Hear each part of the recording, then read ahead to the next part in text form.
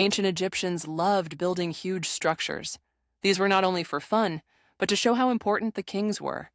Around 3000 BCE, kings were buried in something called mastabas. These were like big steps made of mud brick. Underneath, there was a special chamber where the king's body was placed. Imagine a secret room under the ground. At the top, there was a rectangle made of stone or mud brick, and a door that wasn't real. People thought this false door let the king's spirit come through. They even wrote his name above it. Mastabas were not just simple graves. Inside, they became places for rituals. People left food and items to honor the dead. Over time, these simple structures turned into step pyramids by adding layers on top of each other. But then, tomb robbers showed up, looking to steal treasures. This made pyramids unsafe. So, Egyptians started building tombs inside rocks. These new tombs were more secretive, with hidden paths and chambers. Especially in the Valley of the Kings, these became the new way to bury their rulers safely. In the Old Kingdom, sun temples were incredible places. They weren't just to worship the sun god Ra, but to show how powerful and divine the kings were. Pharaoh Nusera's sun temple at Abu Ghurab is very famous. It had a big courtyard with an altar and a massive obelisk that stood for the sun god. Think of it as a big tower, showing the king's connection to the divine star. The design of these sun temples was quite symbolic. They even put a clay boat outside the temple walls because they believed the sun god traveled through the night in this boat. This shows how connected they were to their beliefs about life after death and the journey the soul would take. These temples were not only about worship, but also played a big role in rituals connected to the dead. But as time went on, many Middle Kingdom temples were damaged or changed by later rulers. It's kind of sad because they had so much history. But there's one temple that survived better than most. The Temple of Imhotep at Deir el-Bahari is still quite intact. This temple shows how important these structures were for funerary cults, serving both as places of worship and as monuments to honor the dead. These temples were deeply connected to funerary practices. They weren't just for the living. They were also for honoring and remembering those who passed away. The rituals performed in these temples made sure that the souls were cared for and safe in their journey. If you're interested in more details about every temple and pyramid we discuss, you can click Join and become a paid member. You'll get transcripts of all our discussions and support our work, which is very helpful. King Djoser's reign was very important in ancient Egypt. He started the Third Dynasty and made a big change in how tombs were built. Before him, tombs were simple structures. But Djoser wanted something grander. He wanted to create a step pyramid. This was a new kind of structure at that time. It wasn't just a tomb. It was a place that would let his soul climb to the heavens.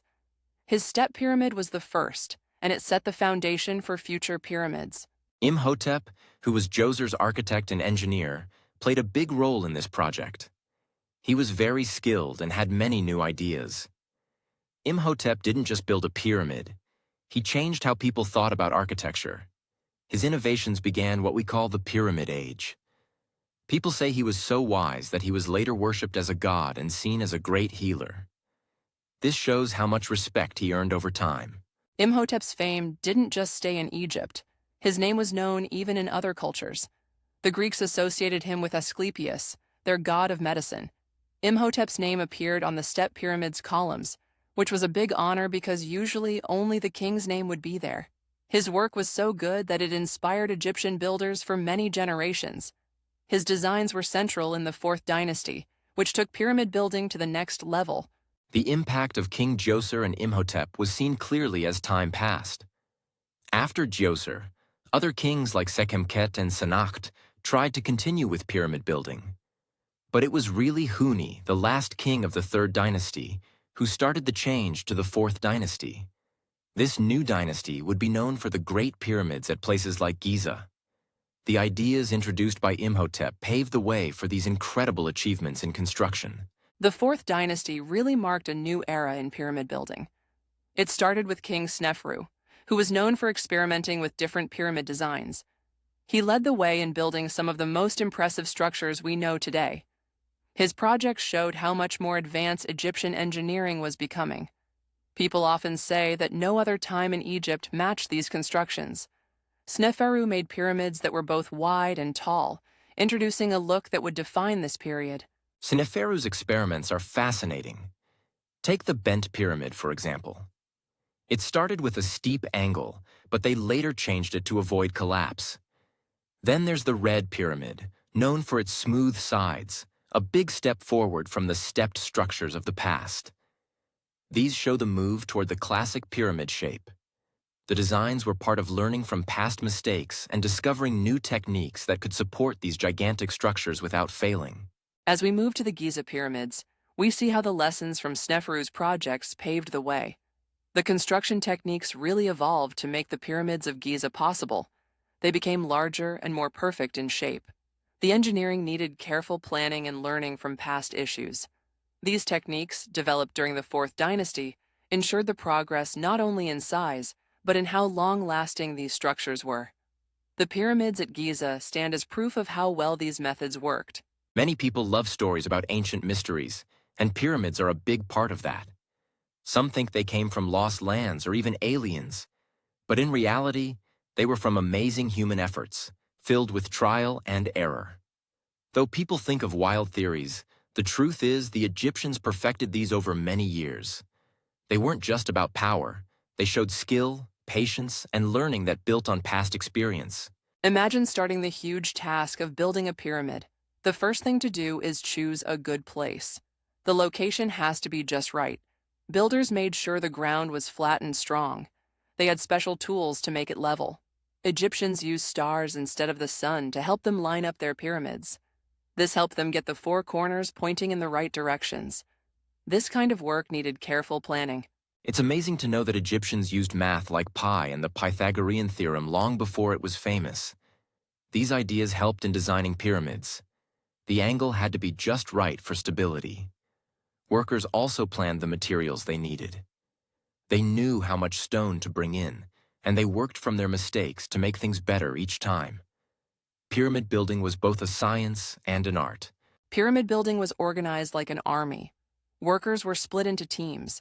Each team had leaders, and many teams together made larger groups. Everyone knew their job. If a team worked really well, they got rewards. This kept the spirit high, and people worked hard. It wasn't easy work, but knowing they were part of something bigger kept them going. They took pride in their work, and it showed in the results. The work was tough. Imagine working in the hot desert with the sun shining bright on the stones, making it hard to see. There was dust everywhere. Workers used ropes to drag rocks over wooden tracks. They had to move big stones, so they used smart ways like levers to lift them. Despite the challenges, they kept pushing forward. Their hard work is why these pyramids still stand today. Many people think pyramid builders were slaves, but this is not true. While some slaves did work on them, they were a small group. Most builders were paid workers and farmers who helped when they could not work in the fields. Building pyramids was seen as a duty to the nation and a chance to be part of something important. These workers were respected, and it was a job many wanted. Yes, the idea of only slaves building pyramids is a big misunderstanding. The farmers, who could not plant when the Nile flooded, joined the workforce. They saw it as helping their country. It was not forced labor. They were given things like food and homes for their work. This made their job important and something they were proud of. They weren't just working, they were part of a bigger cause. Besides being paid, workers had employment policies that took care of them. For example, if a worker got hurt or died, their family was looked after by the state. This was like very early insurance, offering help at a time of need. These benefits made many want to work on such projects. The belief in serving the king and thus their land was strong. Their contribution wasn't forgotten, it was celebrated. Indeed, being part of pyramid building boosted pride and made the workers feel important. It was more than a job. It was a national duty. Participating meant being part of a big adventure in history. This feeling of duty and pride drove them despite any challenges they faced. The fear of harsh treatment as we imagine today wasn't their reality. They had a structured system aimed at taking care of their needs. Pyramids were more than just tombs. They were built to protect the divine spirit of the king. Egyptians believed that this spirit was important for the safety of the entire country. By building pyramids, they made sure their ruler's spirit could look after them even after death. This belief was very strong, and it made pyramid building a serious and respected task. People thought that if the king's spirit was protected, it would ensure that everyone else remained safe too. It was like the king's soul was a guardian watching over the nation. Nothing was more important than keeping this spirit safe. That's why buildings were so big and carefully made. Egyptians put a lot of energy into these creations because they knew their future depended on it. The pyramids also showed the power and strength of their society. They connected religion with state power. Constructing these immense buildings needed more than just skill. It meant the people and their kings working together towards something greater. Religion was a big part of life, and building pyramids was an expression of that. It showcased their devotion and their belief in protection after death. Many stories have been told about Pharaoh Khufu being a harsh ruler who forced thousands of slaves to build his pyramid. But this isn't quite true. Instead of slaves, it was regular citizens who worked on the pyramids. They believed in what they were building. Khufu's pyramid became one of the greatest wonders of the world, a symbol of dedication and trust placed in their leader. Remember, your support keeps us going. If you enjoyed this episode, please give us a like and leave a comment. Your thoughts are valuable to us. For those who want full access to our video transcripts, don't forget to consider joining our YouTube membership. It's a great way to support our work and stay informed with more detailed content. Thank you for being with us today.